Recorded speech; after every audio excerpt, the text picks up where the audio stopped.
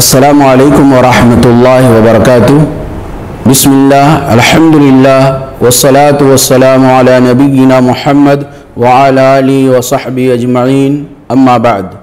मुहतरम Nadreen, Quran करीम के 7वें पारे में अल्लाह रब्बुल आलमीन ने हज़रत ईसा अलैहिस्सलाम के ज़माने का क़िस्सा बयान किया है, जिसका नाम है क़िस्से माइदा, यानी माइदा दस्तरख़ान। क्या है वाक़या और उसका पस मंज़र क्या है, ईसा अलैहिस्सलाम के ज़माने में कब ये वाक़या पेश हुआ, इंशाअल्लाह आज के इस दर्स के अंदर हम सुनने जा रहे हैं। क़िस्से माइदा कुरान करीम की एक सूरा है अल-माइदा, सूरतुल माइदा, जिसके माने होता है दस्तरख़ान। दर हकीकत ये किस्सा यूँ है कि हज़रत ईसा अलैहिस्सलाम पर ईमान लाने वाले इब्तदाई मुसलमान, जो भी नए नए मुसलमान हुए थे, जिनको इस्लाम की हकीकत का सही तौर से अंदाज़ा नहीं था, अल्लाह रब्बुल आलमीन की कुदरत का, अल्लाह की अज़मत का सही तौर से उनके दिलों के अंदर साया नहीं पड़ा था, वो घर नहीं किया था अल्लाह रब्बुल आलमीन की ताकत और क़ुव्वत का एहसास और जज्बा। इसलिए इन्होंने अपने नबी हज़रत ईसा अलैहिस्सलाम से इस बात का मुतालबा किया, क्या आपका रब इस बात की ताकत रखता है कि हमारे लिए आसमान से दस्तरख़ान नाजिल करे। माइदा दस्तरख़ान, जिसके अंदर अलग अलग किस्म के खाने की चीज़ें हों, मेवाजात हों, फ्रूट हों, खाने के सामान हों।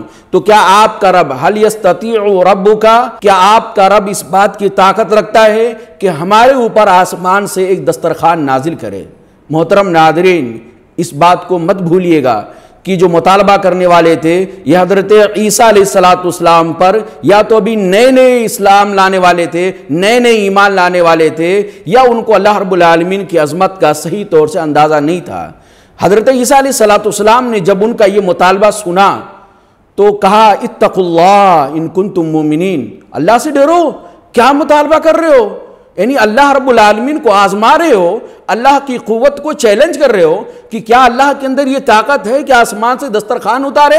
इस तरह का मुतालबा करने से बाद आ जाओ और अल्लाह से डरो, अल्लाह रब्बुल आलमीन पर ईमान रखो। ईमान का तकाज़ा ये है कि इस तरह का मुतालबा करके अल्लाह को चैलेंज मत करो। हज़रत ईसा अलैहिस्सलाम के उन साथियों ने कहा कि हमारे नबी, हमारा जो मुतालबा है, इस मुतालबे के पीछे ना आपको परेशान करना है, ना अल्लाह की कुदरत को आजमाना है, ना उसको चैलेंज करना है। हम इसका मुतालबा सिर्फ इसलिए कर रहे हैं कि अन्नाकुला मिनहा, कि आसमान से जब दस्तरख़ान आ जाएगा, खाने पीने का फ्री में इंतज़ाम हो जाएगा, तो उन नेमतों को हम खाएंगे और अल्लाह रब्बुल आलमीन की इबादत के लिए हमको ज़्यादा मौका मिलेगा। तो हमारा मुतालबा सिर्फ इसलिए है ताकि हम इत्मीनान के साथ उस दस्तरख़ान से खाएं और अल्लाह की इबादत करें। दूसरा मकसद हमारा ये है कि तत्मइन्न क़ुलूबुना, ताकि हमारा दिल मुतमईन हो जाए, यानी ऐनुल यकीन हासिल हो जाए। हम अपनी आंखों के सामने देखेंगे कि हमारे नबी की दुआ से अल्लाह रब्बुल आलमीन आसमान से दस्तरख़ान नाजिल कर रहा है, तो हमारे ईमान के अंदर पुख्तगी पैदा हो जाएगी, हमारा दिल और मजबूत हो जाएगा, हमारे दिल को इत्मीनान मिल जाएगी। और तीसरा मकसद हमारा ये है, हम ये देखना चाहते हैं कि आप जो इस बात का वादा करते हैं कि हमारे मरने के बाद अल्लाह रब्बुल आलमीन हमको नेमतों भरी जन्नत में दाखिल करेगा, तो क्या वाकई अल्लाह ताला हमें जन्नत में दाखिल करेगा। तो हम अपने ये जानना चाहते हैं कि क्या आप जो हमसे वादा करते हैं कि मरने के बाद अल्लाह की रज़ा मिलेगी, अल्लाह की खुशनुदी मिलेगी, अल्लाह की नेमतें मिलेगी, अल्लाह की जन्नत मिलेगी और उसके अंदर ये चीज़ें होंगी, तो क्या वाकई ऐसा है।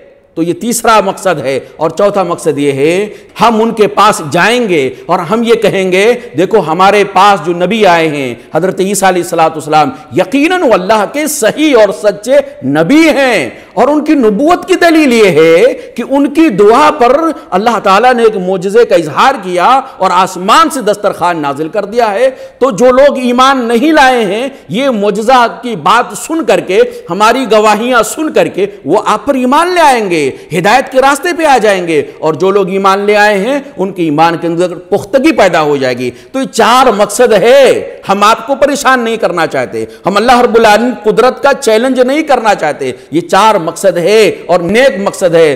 تو جب حضرت عیسیٰ علیہ السلام نے یہ دیکھا کہ مطالبہ کرنے والے بار بار اصرار کر رہے ہیں، ڈیمانڈ کرنے والے بار بار ڈیمانڈ کر رہے ہیں، اور اس کے پیچھے وہ صحیح مقصد بتا رہے ہیں، تو انہوں نے اللہ رب العالمین سے انتہائی خشوع خضوع کے ساتھ اللہ رب العالمین اللہم ربنا انزل علینا مائدۃ من السماء، اے اللہ، اے ہمارے رب، تو آسمان سے دسترخوان نازل کر دے، جیسا کہ میری قوم، میرے ساتھی حوارین مطالبہ کر رہے ہیں، جیسی ان کی خواہش ہے ایک دسترخوان اللہ تعالیٰ آسمان سے نازل کر دے۔ یہ حضرت عیسیٰ علیہ السلام نے دعا کیا دسترخوان کی نزول کے لیے۔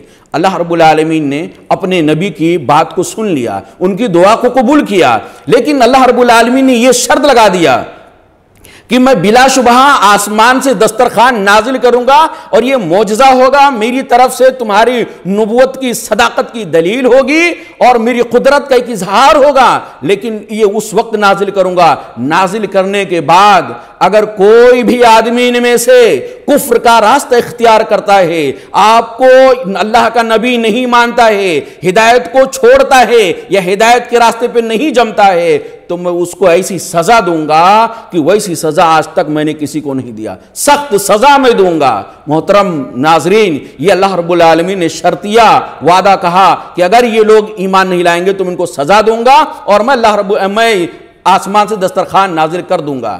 اب سوال یہ پیدا ہوتا ہے کہ حضرت عیسیٰ علیہ السلام کے ساتھیوں نے مطالبہ کیا دسترخوان کا، عیسیٰ علیہ السلام نے اللہ سے دعا کر دیا، اور اللہ رب العالمین نے دعا قبول کر لیا، لیکن شرط لگا دیا کہ اگر یہ لوگ ایمان نہیں لائیں گے دسترخوان نازل ہونے کے بعد تو ان کو سخت سزا دوں گا۔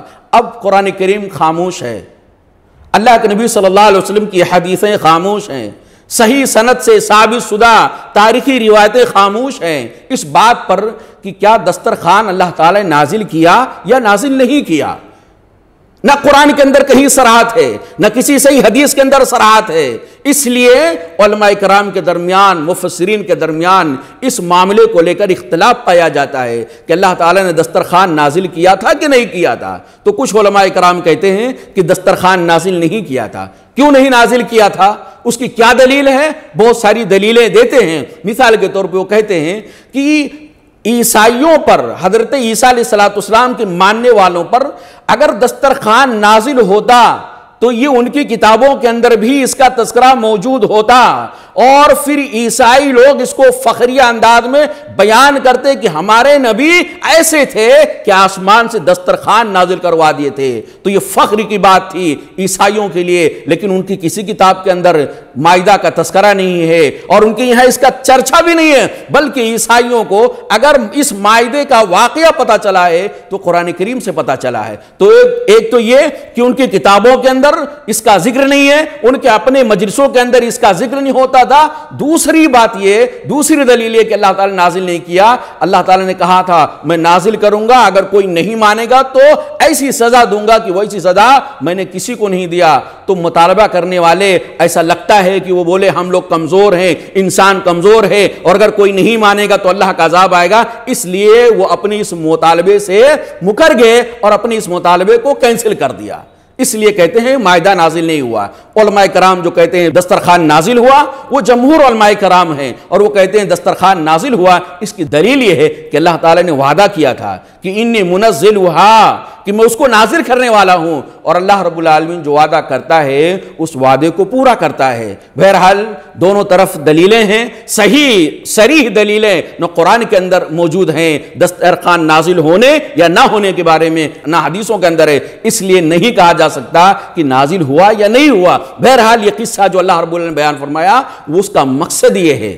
اس کا مقصد کیا ہے؟ یہ اہم پیغام ہمارے اور آپ کے لیے ہے، وہ یہ کہ انبیاء کرام سے معجزات کا مطالبہ کر کے ان کو حیران اور پریشان کرنا، ان کو آزمائش میں ڈال دینا، یہ اللہ کو قطعاً پسند نہیں ہے۔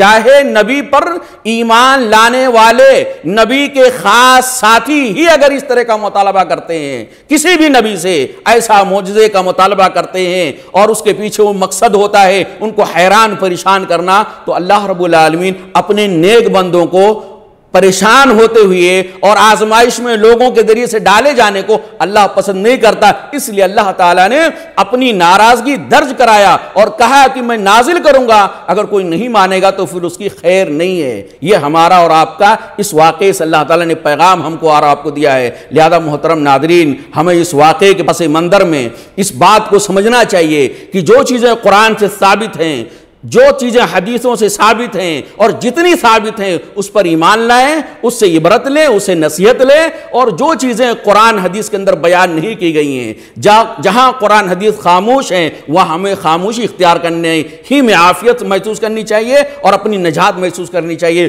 چونکہ اس کے جاننے کا اب کوئی سورس نہیں ہے، کوئی ذریعہ نہیں ہے، نبی کریم صلی اللہ علیہ وسلم جا چکے ہیں۔ اس لیے ہمیں اس معاملے میں سکوت ہی اختیار کرنا چاہیے اور جو پیغام ہے وہ پیغام اختیار کرنا چاہیے۔ اللہ رب العالمین سے دعا ہے کہ اللہ تعالی ہم تمام ناظرین کو اور ہمارے تمام بہنوں اور بھائیوں کو رب العالمین اس بات کی توفیق عطا فرمائے کہ قرآن کریم کے قصوں سے اپنی اصلاح، اپنے گھر کی اصلاح، اپنے خاندان کی اصلاح کی فکر ان کے اندر اللہ تعالیٰ پیدا فرمائے۔ آمین۔ اقول قولی ھذا استغفر اللہ لی ولکم ولسائر المسلمین فاستغفروہ انہ ھو الغفور الرحیم۔ والسلام علیکم ورحمۃ اللہ وبرکاتہ۔